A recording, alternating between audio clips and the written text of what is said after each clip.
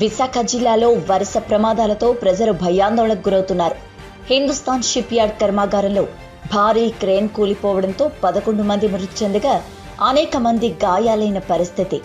యాజమాన్యం నిర్లక్ష్యం ధోరణి వల్లే ఈ ఘటన జరిగిందని కార్మిక సంఘం నాయకులు ఆరోపిస్తున్నారు.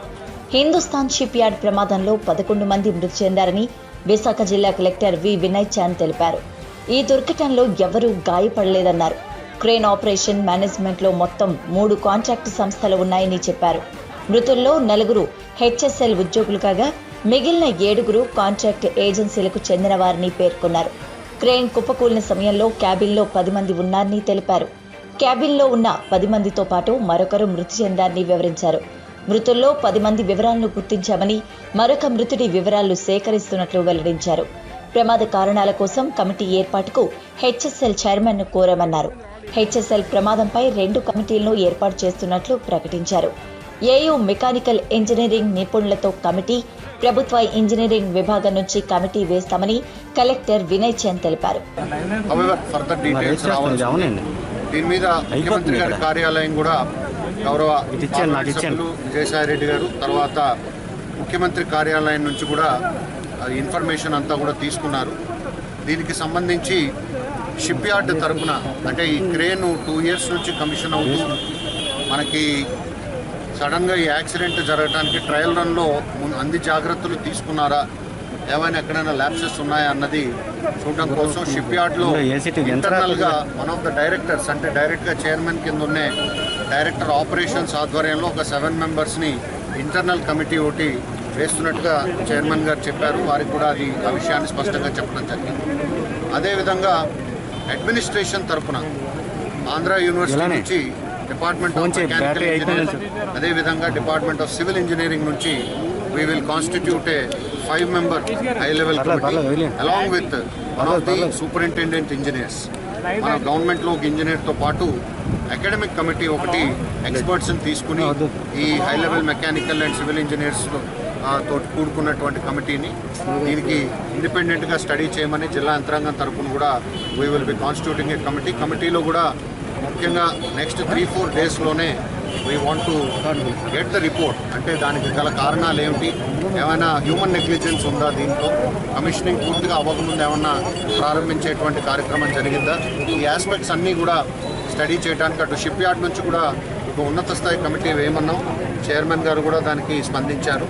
అదేవిధంగా అడ్మినిస్ట్రేషన్ తరపు నుంచి కూడా we will be constituting A committee. So మిగతా వివరాలన్నీ కూడా మనకి ఈవినింగ్కి మరింత స్పష్టత వచ్చే అవకాశం ఉంది. ప్రస్తుతం ఆ డెబ్రిస్ రిమూవల్, బాడీ రికవరీ, తర్వాత పోస్ట్ మార్టం యాక్టివిటీస్ అన్నిటి మీద కూడా జిల్లా యంత్రాంగం దృష్టి పెట్టడం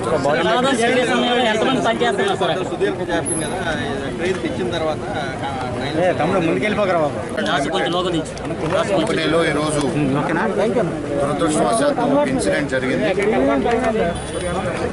కంపెనీలో సుమారు 2 సంవత్సరాల క్రితం కమిషనింగ్లో మొదలైనటువంటి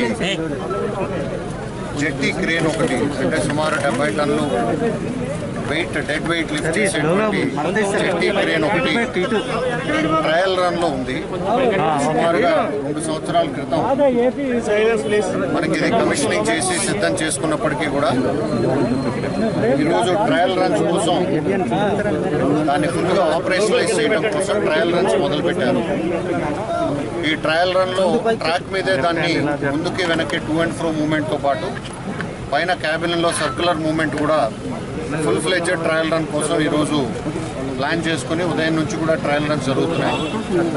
అయితే డెడ్ వెయిట్ 10 టన్నులు, 20 టన్నులు, 30 టన్నులు ఈ విధంగా గ్రేడెడ్ మేనర్లో ఈ లోడ్ని లిఫ్ట్ చేసి టెస్ట్ చేస్తున్న క్రమంలో మనకి వెంటనే అది పైన ఉన్న క్యాబిన్ పోర్షన్, కింద ఉన్న బేస్ పోర్షన్ రెండు కూడా ఈ జెట్టి క్రేన్లో ఏదైతే క్యాబిన్ తర్వాత కింద ఉన్న బేస్ పోర్షన్ రెండు కూడా సపరేట్ అయ్యి పూర్తిగా క్రేన్ కొలాప్స్ అవటం జరిగింది.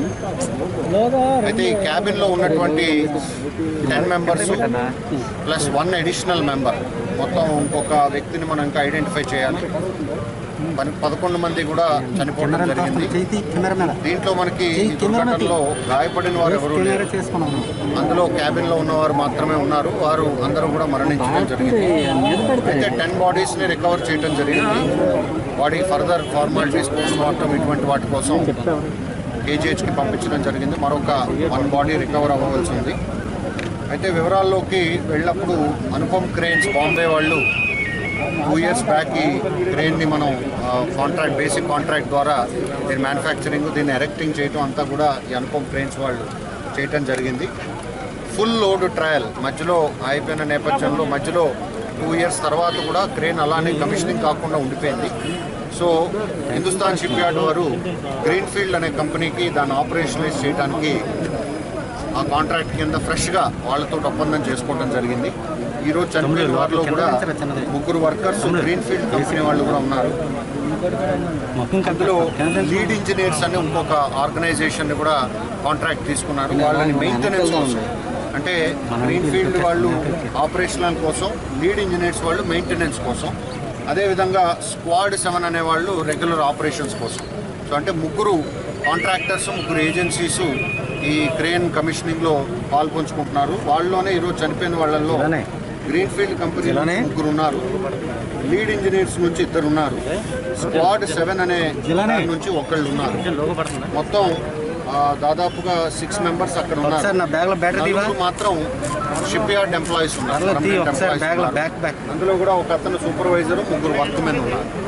ఈ 10 మంది కాకుండా ఈ 10 మంది బాడీస్ మనకి రికవర్ అయినాయి. మరొక వ్యక్తిది ఇంకా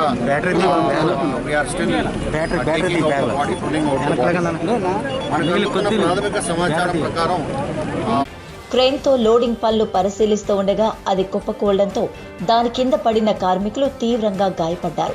వీరిలో కొందరు మృతి చెందగా మరికొందరిని ఆసుపత్రికి తరలించారు. మృతుల్లో R Venkatrao 35, Chaitanya 34, Ramu 43, PV Ratnam, crane operator P Nagadevudu, Satyaraj, Sivakumar, P Bhaskar, K Jagan, K Prasad గా గుర్తించారు. 11వ వ్యక్తి పేరు తెలియాల్సి ఉంది. మృతుల సంఖ్య పెరిగే అవకాశాలు కనిపిస్తున్నాయి. ఘటనా స్థలానికి చేరుకున్న పోలీసులు ప్రమాద ఘటనపై విచారిస్తున్నారు. ఈ ఘటనపై తక్షణం తగిన చర్యలు తీసుకోవాలని జిల్లా కలెక్టర్, నగర పోలీస్ కమిషనర్ను ముఖ్యమంత్రి ఆదేశించినట్లు తెలిసింది.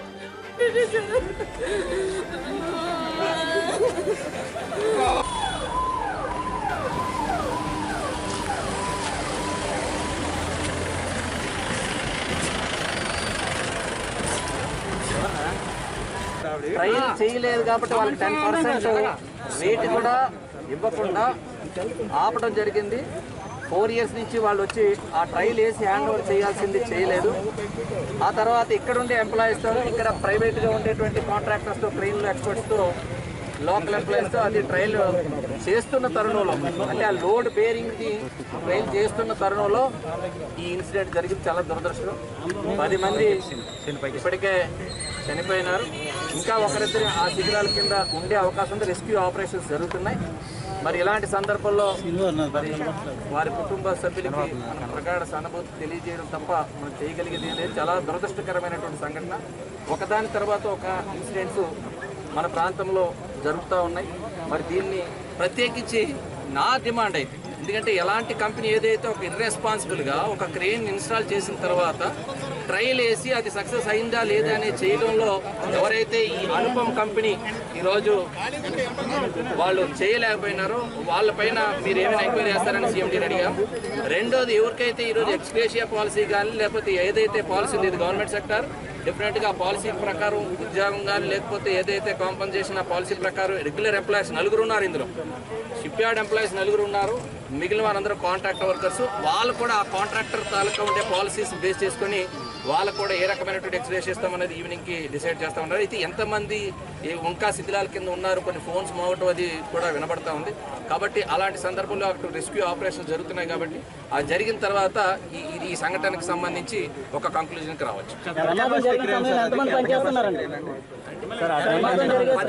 10 మంది ఇప్పటికి ప్రదేశంలో ఎంతమంది వరకు పనిచేస్తున్నారని చెప్పారు. అది ఇప్పుడు చూడాలి. కాంట్రాక్ట్ వర్కర్స్ ఉన్నారు. అంటే ఇప్పటి వరకు మీరు సీఎం గారితో మాట్లాడారు. అంటే రెస్క్యూ జరుగుతున్నాయి. కార్మికుల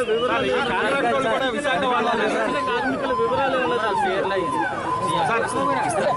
పెట్టే కార్యక్రమంలో ప్రభుత్వం ఉంటుంది తప్ప దీనికి సరైన నిర్ణయం తీసుకొని సరైన ప్రక్రియ ప్రొసీజర్ స్ట్రాటజీ అవలంబించి దీన్ని మరింత ముందు తీసుకెళ్దామని అయితే మటుకు ఆలోచించలేదు. మేము జనసేన పార్టీ తరఫున ఒకటి ఏంటంటే ప్రత్యేక విభాగం దీనికి పెట్టాలి. ప్రతి ఇండస్ట్రీస్ని కానీ లేకపోతే ఎవరైతే ఉన్నారో అందరూ సేఫ్టీ ఆడిట్స్ని పాటించాలి. పాటించిన పక్షంలో వాళ్ళ లైసెన్సులు క్యాన్సిల్ చేయాలని తక్షణమే మేము కోరడం జరుగుతాం.